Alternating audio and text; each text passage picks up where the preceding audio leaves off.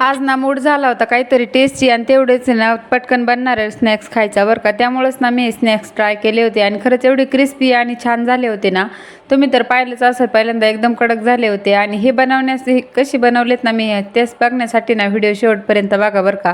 खरंच खूप छान आणि आपल्या छोट्याशा भुकेला कंट्रोल करणारे स्नॅक्स ना खरंच खूप टेस्टी बनतात।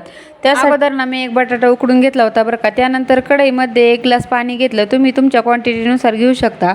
मग त्यामध्ये चिली फ्लेक्स, जिरं, तेल आणि मीठ टाकून ना त्यानंतर पाण्याला उकळी येऊन दिली आणि त्यामध्ये बारीक रवा टाकून ना मंद आचेवर 10 मिनिटं हा रवा ना चांगला शिजून द्यायचा बरं का। त्यानंतर लगेच उकडलेला बटाटा ना किसून घेतला आणि थंड झाल्यानंतर रवा आणि हा बटाटा आहे ना याचा एकजीव करून घेतला। म्हणजे आपण पीठ मळतो ना तसं एकजीव पीठ मळून घेतलं आणि छान असा गोळा तयार झाला होता बरं का।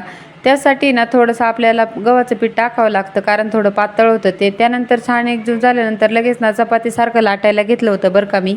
आणि तुम्ही ना तुमच्या आवडीनुसार याला शेप देऊ शकता बरं का। मी असे चौकोनी त्रिकोणी कापून घेतले होते ते। त्यानंतर एका कढईमध्ये ना तेल गरम करायला ठेवलं आणि लगेच ना तेलामध्ये फ्राय करून घेतले। मीडियम टू स्लो फ्लेमवर आहे ना हे छान असे क्रिस्पी होईपर्यंत ना तळून घ्यायचे।